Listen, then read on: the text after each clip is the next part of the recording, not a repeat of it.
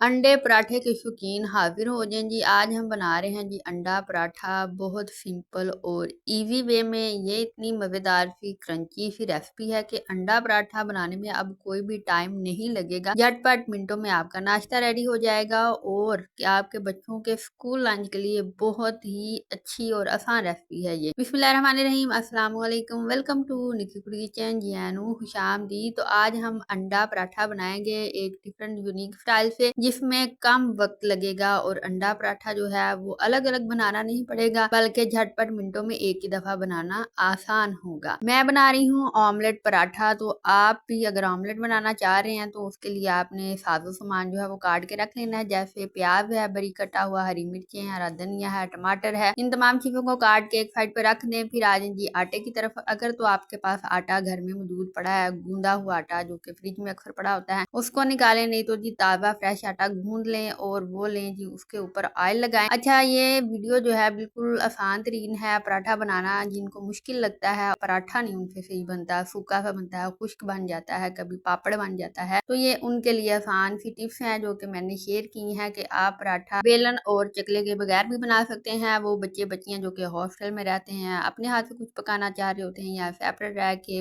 बाहर के मुल्कों में वो पढ़ाई कर रहे हैं, तो ये रेसिपी भी आप जरूर ट्राई कीजिएगा। अब आपके पास बेलन नहीं है, प्लेट तो है बड़ी, वो लें। और पराठे का जो पेड़ा है वो अच्छा होना चाहिए, उसके अंदर ऑयल या घी लगा हो, तभी जो पराठा है वो नरम और सॉफ्ट सा बनेगा, बड़ा मजे का। और यहाँ पे हमने जी पेड़ा किया था, ये गंदम का आटा इस्तेमाल कर रही हूँ। आप कौन सा आटा खाते हैं ये आप कमेंट करके बताइएगा, और वो वाला ही आटा आप इस्तेमाल कीजिएगा। गंदम का इस्तेमाल किया करें, ज्यादा बेहतर होता है। और अगर आप इसको छानेंगे नहीं, ऐसे इस्तेमाल कर लेंगे तो ये बेहतरीन है कॉन्स्टिपेशन वाले जो मरीज हैं उनके लिए। अच्छा जी, गंदम का आटा हमने ले लिया, उसको गूंद लिया, फ्रेश आटा मैंने गूंदा है। और उसके बाद ही हमने इसका पेड़ा कर लेना है। पेड़ा करते हुए इसके अंदर भी ऑयल लगाना है, फिर पेड़ा करके थोड़ा सा आटा बचा लेना है, फिर ऊपर हमने ऑयल या घी लगाना है, फिर वो थोड़ा सा आटा जो है वो पेड़े के ऊपर लगा देना है, फिर इसको बेल लेना है, इसकी रोटी भी बनानी है। और फिर ये आपने छुरी कांटा जो लेना है, उसके ऊपर लाइनें जो है वो लगा देनी है। जैसे कभी आप स्कूल लाइफ में मार्जिन लाइन लगाते थे और वो टेढ़ी मेढ़ी लग जाती थी। हाँ, अक्सर मुझे भी टेढ़ी मेढ़ी लाइनें जो थी वो लगती थी। और मार्जिन लाइन इस तरह से आपने लगानी है जैसे कि आप रियाजी मतलब कि मैथमेटिक्स जो है उसके डिब्बे बना रहे हैं। तो डिब्बे तो नहीं बना रहे, बट उसकी लंबी लंबी सी लाइनें आपने लगानी है। ऑयल लगा लेना है प्लेट को, या फिर खुशका लगा लेना है। अगर खुशका नहीं पसंद ज्यादा आपको तो फिर आप ऑयल ही लगा लीजिएगा। और फिर जी वो छोटी छोटी सी जो लाइनें बनी होंगी वो टूट फूट का शिकार होंगी, उनको कंबाइन कीजिएगा और मजेदार सा बलों वाला पराठा जो होता है वो आपका तैयार होगा इस पेड़े से। फिर पेड़ा जो है वो 10-15 मिनट के लिए रेस्ट पे रख दीजिएगा, उसका पेड़ा बना के। और फिर आपने ऑमलेट का सामान जो है कटा हुआ वो ले लेना है, एक डंडा ले लेना है। और अगर आपको ज्यादा अंडे पसंद है तो आप 2 अंडे भी ले सकते हैं। अगर आपको पूरा फुल भरा हुआ बड़ा नरम सा अंडा ही अंडा नजर आना चाहिए आपके पराठे पे, तो फिर आप 2 अंडों का भी इस्तेमाल कर सकते हैं। हमने यहाँ पे एक डंडा लिया है, उसमें थोड़ा सा हमने प्याज काटा है और साथ हमने टमाटर हरी मिर्ची ऐड कर दी है। स्पाइसेस में हमने इसमें नमक, हल्दी, लाल मिर्च, कटी हुई लाल मिर्च, और साथ में हमने इसमें ऐड की है काली मिर्च। ये तमाम चीजें ऐड करने के बाद अंडे को अच्छी तरह से फेंट लेना है। फेंटने के बाद अंडा साइड पे रख देना है और 10-15 मिनट के बाद फिर दोबारा पेड़े पे आ जाना है और दोबारा से फिर आपने इसको प्रेस करते जाना है और यूं गोल मटोल सा पराठा जो है वो रेडी हो जाएगा।